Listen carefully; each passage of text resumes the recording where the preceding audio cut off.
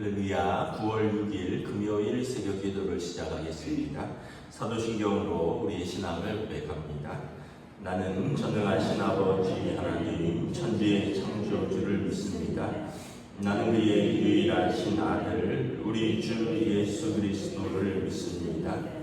그는 성령으로 잉태되어 동정녀 마리아에게서 나시고 본디오 빌라도에게 고난을 받아 십자가에 못 박혀 죽으시고 장사된 지 사흘 만에 죽은 자 가운데서 다시 살아나셨으며 하늘에 오르시어 전능하신 아버지 하나님 우편에 앉아 계시다가 거기로부터 살아있는 자와 죽은 자를 심판하러 오십니다. 나는 성령을 믿으며 거룩한 공교회와 성도의 교제와 죄를 용서받는 것과 몸의 부활과 영생을 믿습니다. 아멘. 찬송가 336장 찬양하시겠습니다. 찬송가 336장입니다.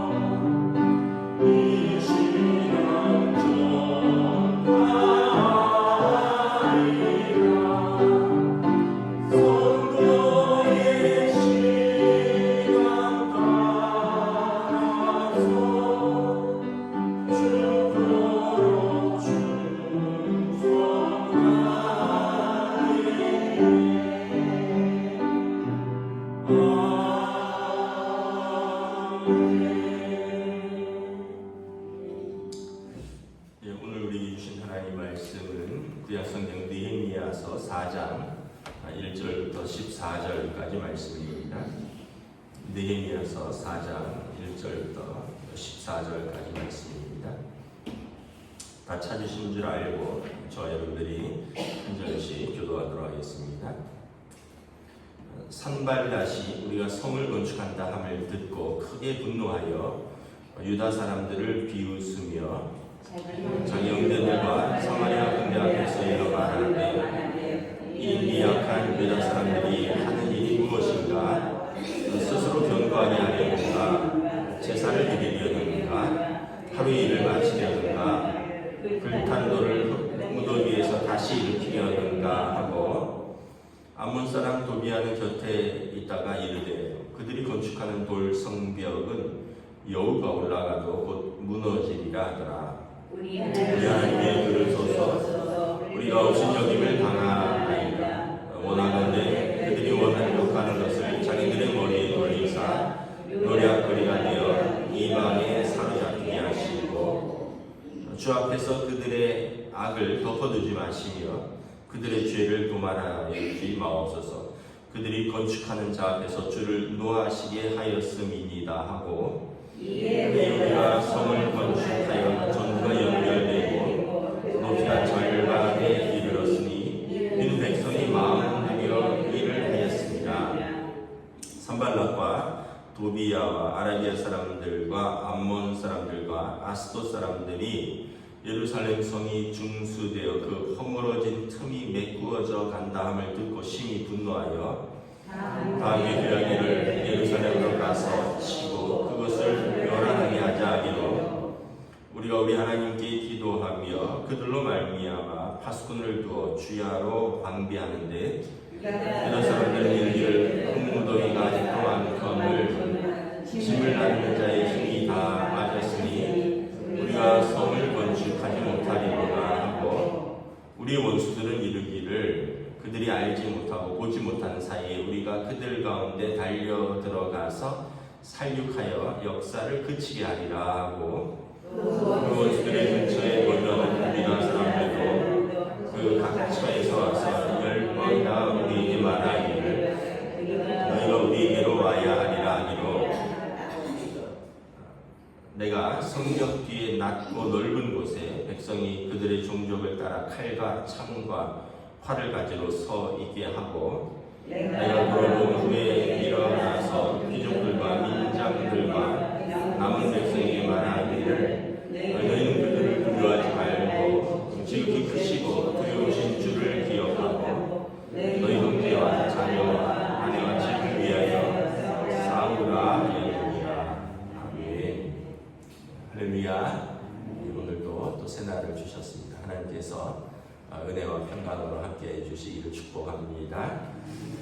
느헤미야가 이제 돌아와서 예루살렘 성벽을 지금 재건하는 중인데 이걸 노골적으로 반대하는 사람들이 있습니다.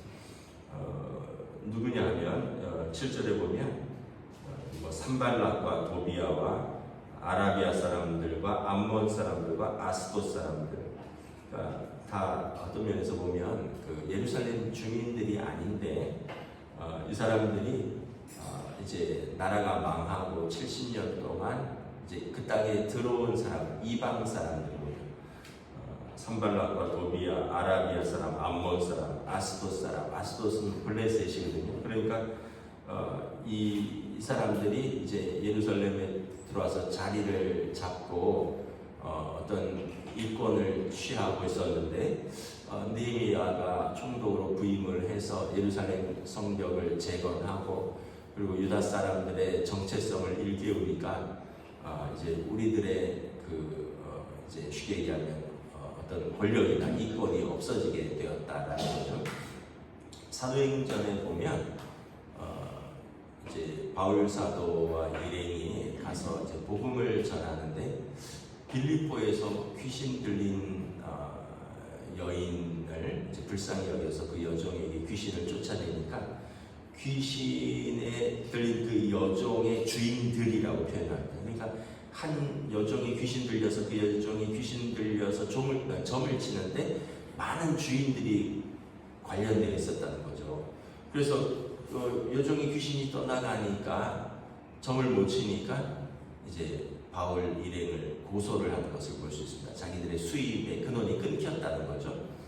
또 에베소에 가서도 바울 사도가 복음을 전하니까 많은 사람들이 그 어떤 점을 치던 것들, 그런 책자들을 불태우고 또 어떤 그 우상을 만들던 그런 은장색들, 더 이상 우상을 사지 않게 되고 이러니까 우리 직업이 비천하여졌다. 저 사람들 때문에 결국은 이제 자기들 수입이 끊어졌다는 거죠. 그리고 자기들의 어떤 직업이 천하여졌다. 그래서 이제 바울 사도를 고발하고 에베소 광장에 이제 불러서 가둔 다음에 막 죽여라 이렇게 소리 지르는 걸 볼 수 있습니다. 그러니까 이 지금 어디에 명분이 있느냐? 느헤미야가 지금 이 성을 재건하는 데는, 성벽을 재건하는 데는 먼저는 하나님 앞에서 그 언약을 회복하려고 하는 명분이 있고요. 또 하나는 14절에 보면 너희 형제와 자녀와 아내와 집을 위하여 싸우라. 이것은 그 민족을 위한 것입니다.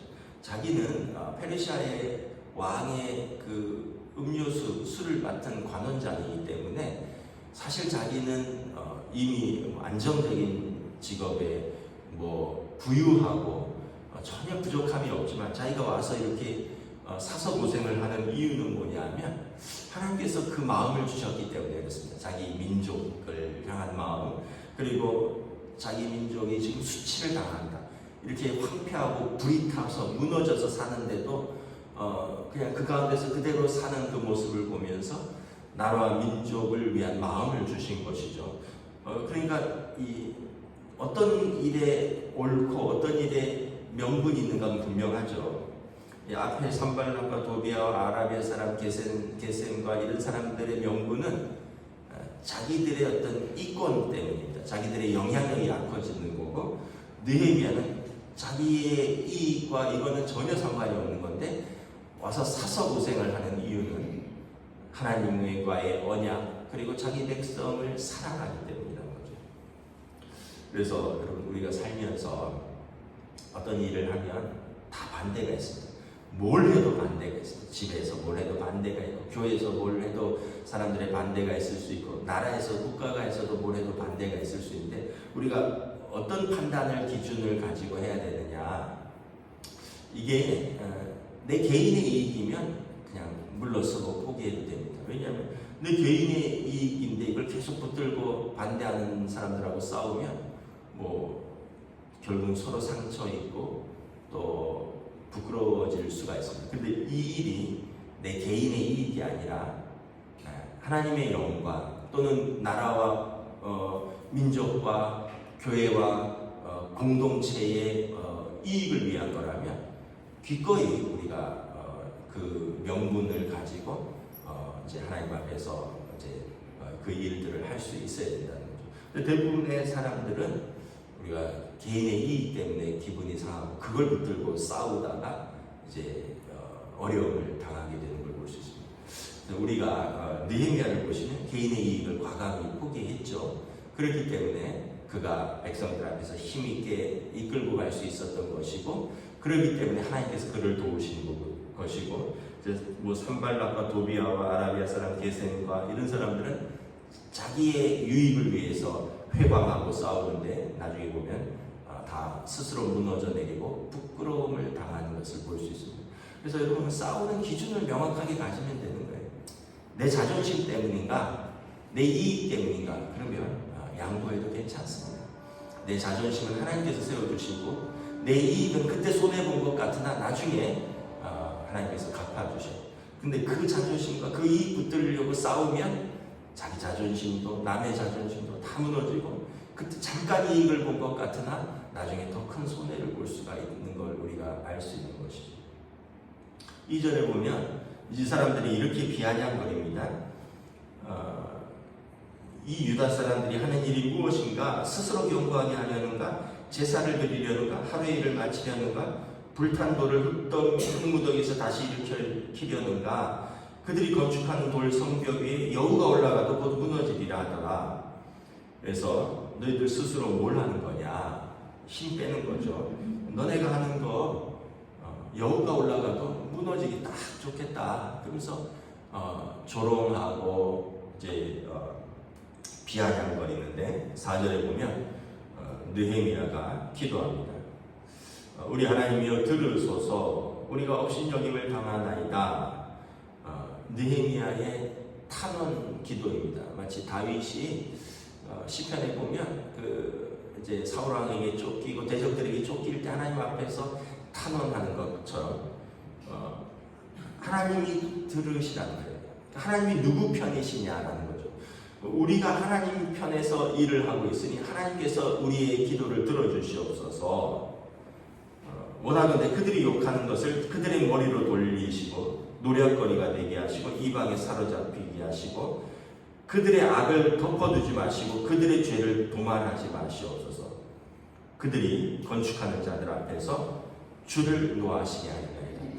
우리를 모욕하고 우리를 반대하는 것 같지만 이것은 하나님의 일이지 않습니까? 하나님의 백성을 위한 일이고 하나님의 영광을 위한 일이고 하나님의 언약을 세우는 일이니 하나님께서 판단하시고 하나님께서 헤아려 주시옵소서.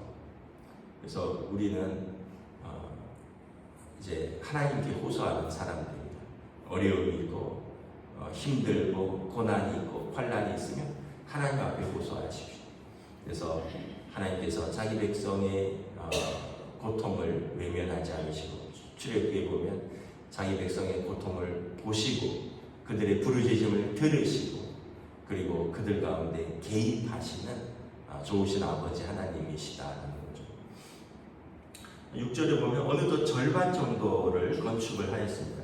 쭉 연결을 시켰고요. 절반 정도 높이가 됐는데 이제 계속 이제 7절에 보면 계속 이게 완공이 되어 가니까 이제 이들이 서로 꾀합니다. 8절에 예루살렘에 가서 치자. 그들을 급습하자는 거죠. 요란하게 하자. 또 11절에 9절에 보면 10절에 보면 그 이야기를 듣고 사람들이 자꾸 반대하니까 힘이 빠진 거죠. 아직도 흙무더기가 많이 남았고 이거 아직도 절반이나 남았는데 자꾸 옆에서 그거 하지 마라 해도 안 된다. 그거 해서 못하느냐 니네가 해서 뭐 되겠느냐 이러니까 자꾸 힘이 빠지는 거죠.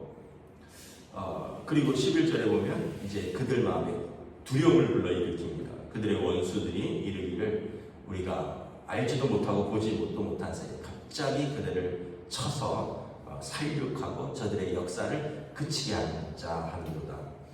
여러분 어떤 것이 옳은 일이고 어떤 것이 악한 일인지 알겠죠?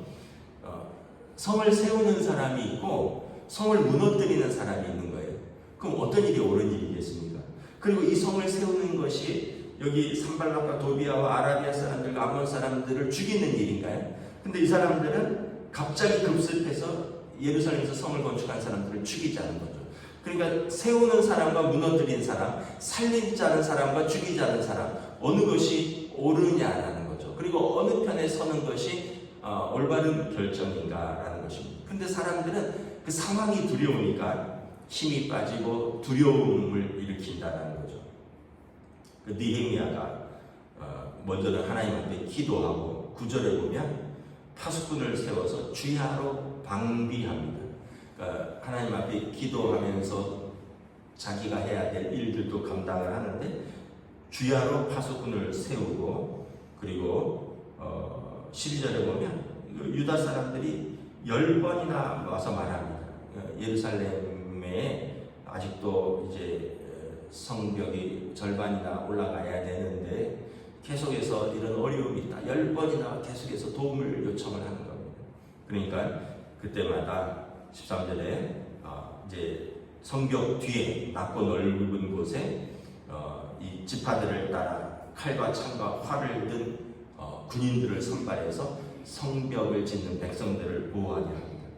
그리고 14절에 백성들에게 용기를 불러일으킵니다. 귀족들과 민장들과 남은 백성들에게 말하기를 너희는 두려워하지 말고 사람을 두려워하지 말고 지극히 크시고 두려우신 하나님을 기억하라. 그리고 너희 형제와 자녀와 아내와 집을 위하여 싸우라. 그래서 느헤미야의 리더십을 다시 한번 볼 수 있죠. 하나님 앞에 기도하고 또 악한 일에는 물러서지 않고 그리고 백성들을 격려하고 또 자신들이 해야 할 일, 군인들을 세우고 또 밤낮으로 방비해야 되는 일들 또 이제 그리고 무엇보다 이 성벽의 완수를 위해서 이제 백성들과 함께 나중에 보면 느헤미야도 직접 한 손에 창을 들고 한 손에 벽돌을 치면서 성벽을 제거하는 모습을 볼 수 있습니다. 우리가 이렇게 살다 보면 인생에 항상 어려움이 있습니다. 개인적인 일이라든가 또는 때로는 집에서도 때로는 하나님의 이 교회에서도 때로는 어떤 사회에서도 근데 돌아보면 하나님께서 우리를 외면하지 않으시고 하나님께서 우리를 도와주셨습니다. 그때는 그렇게 힘들고 그때는 죽을 것 같이 어렵고 힘들었는데 돌아보면 하나님께서 우리의 기도를 외면하지 않으셨고 우리의 상한 마음을 위로해 주셨고 우리의 연약한 손을 붙들어 주셨습니다. 그래서 우리가 지금 있는 것이죠. 그러므로 우리가 늘 하나님의 은혜를 기억하고 이런 어려운 순간이 닥치면 우리는 두 가지를 해야 되죠. 하나는 하나님 앞에 기도하는 것, 두 번째는 우리의 마음을 강하게 하고 포기하지 않는 것입니다. 그런데 잘 판단해야 된다 그랬죠. 옳지 않은 일에 마음을 강하게 하고 옳지 않은 일을 포기하지 않으면 안 되겠죠. 항상 기도하면서 이게 내 자신을 위한 일인가 아니면 공동체와 하나님의 영광을 위한 일인가를 항상 비교해보고 내 자신을 위한 일이라면 기꺼이 포기하십시오. 그걸로 고집 부릴 이유는 하나도 없어요. 그러면 하나님께서 다 갚아주시고 그리고 그것이 오히려 옳은 일입니다. 그런데 만약에 이것이 내 자신의 이익이나 내 자신의 자존심이나 내 자신을 위한 일이 아니라 정말 공동체를 위한 일, 오늘 말씀처럼 우리 집과 가족과 하나님의 교회를 위한 일이라면 우리는 그럼 기꺼이 싸우는 거예요. 그러면 하나님께서 하나님 어느 편에 서 계시느냐 하나님이 판단하실 것입니다. 저와 여러분들이 이렇게 올바른 영적인 싸움 그리고 올바른 분별력 그리고 무엇보다 우리가 사람이나 환경을 두려워하는 것이 아니라 하나님을 두려워함으로 우리가 서 있는 곳에서 온전히 사명을 감당하는 저와 여러분 되시기를 우리 주님의 이름으로 축복합니다. 기도하겠습니다. 하나님 은혜를 감사합니다. 오늘 느헤미야가 이제 총독으로 귀환하여 그 마음이 상한 백성들, 무너진 예루살렘 성벽들을 하나님 앞에서 기도하고 그들을 격려하여 성벽을 재건하지만 여전히 그 이방 사람들 그리고 그 성벽이 재건될 때 그들의 영향력이나 또는 그들의 이권이 축소될 사람들이 반대하는 것을 바라봅니다. 거짓말로 이제 사람들의 마음을 혼란케 하고 그리고 또 몰래 쳐들어가서 죽이겠다고 하여 두려움이 휩싸이게 하고 그리고 느헤미야에게는 너희가 왕을 반란하려는가 하면서 반대하기도 합니다. 그럼에도 불구하고 느헤미야는 참으로 지도자로서 하나님 앞에 기도하기를 쉬지 아니하며 그리고 자신이 해야 될 일들 파수꾼을 세우고 군대들을 세우고 그리고 무엇보다 그 백성들을 격려하고 또 하나님 앞에서 사람들 앞에서 올바른 명분을 가지고 무엇이 하나님 편에서 하는 일인가 하나님께서 어느 편에 서실 것인가를 알려주며 이제 이 일을 계속해서 진행하는 것을 바라봅니다.